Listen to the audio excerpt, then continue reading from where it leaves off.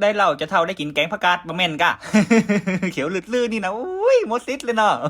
หัวมือไปแดงสักเตี้ยนะครับสวัสดีครับพ่อแม่พี่น้องวันนี้ผมจะป้าปีป้าน้องมาจัดเมนูล้ำๆของใครหลายๆคนกันก่อนเลยนะครับเปิดคลิปมานี่นะเขียวตุ้มนี่นะไม่ต้องถามนะครับว่าเป็นเมนูอย่างแกงผักกาดใส่จิ้นหมูนะครับวันนี้นะตรงนี้ช่วงหน้าหนาวนะครับนอกพักกำลังงามนะครับกำลังปรุงกำลังงามเลยผักกาดดอกแบบนี้หลังจากได้วัตถุดิบมาเรียบร้อยแล้วมาล้างทำความสะอาดกันก่อนเลยนะครับผักกาดดอกแบบนี้นะผมจะเอาเปลือกมันออกตัวเอาไปกินนี่นะมันจะได้กินง่ายดีความสะอาดเสร็จเรียบร้อยแล้วก็ตบยอประมาณนี้เลยนะครับเนาะถ้าล่างเป็นต้นแบบนั้นรู้สึกว่ามันบ่ค่อยสะอาดเท่าใดนะครับบิดยอแบบนี้มาล้างความสะอาดแถมรอบนึงล้างความสะอาดให้ดีๆนะครับเนาะเดี๋ยวมันจะมีดินมีทรายติดมานะครับมีขี้ดินขี้ทรายติดมาน่ะเสียอรรถรสในการกินเลยนะครับบางคนจะซอยจะเด็ดจะหั่นก็ได้แล้วแต่ชอบแล้วแต่มากเลยนะครับผมรู้สึกว่าเวลาตบยอผักกาดแบบนี้การผักกาดมันแตกนะเวลามันแข็งนี่มันล้ำดีนะครับมันก็แล้วแต่คนชอบคนมากของแต่ละคนด้วยนะครับเนาะหลังจากล้างผักกาดเสร็จเรียบร้อยแล้วมาล้างจิ้นหมูต่อเลยนะครับผมว่านี่นะครับเป็นจิ้นหมูดำนะครับว่าแม่ผมส่งมันหนักขนาดเลยเนาะส่งกับพ่อกับป๋ามาให้กินแบบนี้ประหยัดดีแต่เลยนะครับได้จิ้นหมูดำมาเรียบร้อยแล้วก็มาล้างทำความสะอาดกันก่อนนี่ผมก็ไม่ได้แกงมดนะครับเนาะอีกส่วนหนึ่งผมจะเอาไปปิ้งไปย่างแถมส่วนหนึ่งผมจะไว้มาแกงใส่ผักกาดถ้าผมเอาจิ้นหมูไปแกงมดนี่นะว่าจิ้นหมูนี่มันจะน่ากลัวผักกาดนะครับเดี๋ยวพ่อแม่พี่น้องหลายคนจะแซวผมหลังจากชำแหละหมูไปปิ้งเรียบร้อยแล้วมาซอยมาหั่นจิ้นหมูที่จะใส่แกงกันก่อนเลยนี่มีแต่จิ้นเน้นๆเลยนะครับเราบ่มีเครื่องในบ่มีเอ็นอย่างเลยจะน่ากับมาเติมเครื่องน้ำพริกแกงกันก่อนบ่มีอย่างมันใจ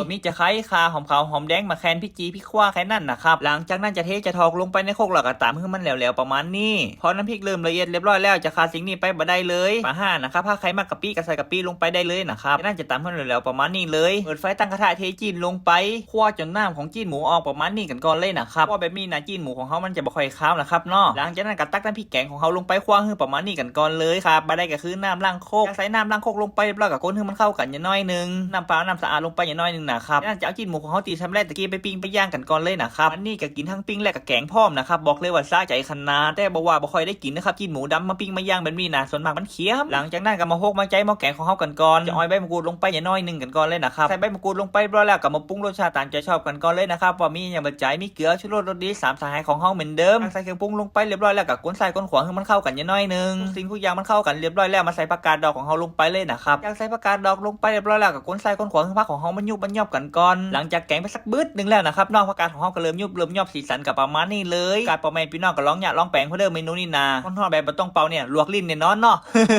สดน้ำมันทอดนี่นะกระเป๋าอย่างน้อยนึงนะครับเนาะเดี๋ยวครับบอกเป่านี่ก็ลิ้นหลอกลิ้นป้องเลยนะข้าวบ้านๆของเขาแบบนี้บอกเลยมีแห้งอยากการขนาดเลยนะครับแถวชลบุรีนี่นะบ่มีขายนะครับแกงผักกาดใส่จิ้นหมูแบบนี้นะกินเองนี่หมดลิดบ่มีหรอกครับเนาะส่วนน้อยกับบ่ค่อยล้ำนี่นะบ่ค่อยถูกปากถูกใจแต่ละคนเนาะบ่เหมือนของเฮาเนี่ยคนเดียวมันก็ครับบ่ล้ำหัวว่าล้ำไปก่อนเนาะกับเฮาเนี่ยยังจะได้เนาะ หันเมนูแกงผักกาดแบบนี้แล้วก็คิดถึงแกงผักจีฮูดเนาะจีฮูดต้องน้ำข้นโอโลแบบนี้ถึงมันจะเมาถึงมันจะล้ำนะครับจีฮูดนี่นั่นสาวแมมดิเคทมันเลยครับต้องแกงใส่เครื่องในงัวเท่านั้นกินงัวกับล้ำเหมือนกันนะครับจี้นี่นะครับเนาะล้ำหมดนะครับเนาะแต่ผมบ่เคยแกงใส่จิ้นหมูสักเตียการแกงใส่จิ้นหมูใส่ปอหมูใส่ตับหมูนี่จะเข้าท่าเหมือนกันจ้ะถ้าใครเคยแกงใส่จิ้นหมูนี่นะก็คอมเมนต์บอกผมเจมเด้อได้มีโอกาสนี่จะไปลองไปย่างไปแปลงกับเขาพองแกงผักกาดกระเด็ดอยู่แล้วมันก็ครับเนาะเจอจิ้นหมูปิ้งไปทำกัมนาบอกเลยว่าเดอะเบสเลยนะครับเนาะได้สองเสาสักโบกสเลใหญ่ๆไปสักกัมเนาะเข้ากันขนาดเลยนะครับเนาะ ทำไมพี่น้องตีอยู่ต่างจังหวัดอยู่ต่างประเทศหันเมนูนี่นะก็คิดถึงบ้านเลยนะครับเนาะการนี้ต้องจัดนะครับเมนูแกงผักกาดนี่สุดยอด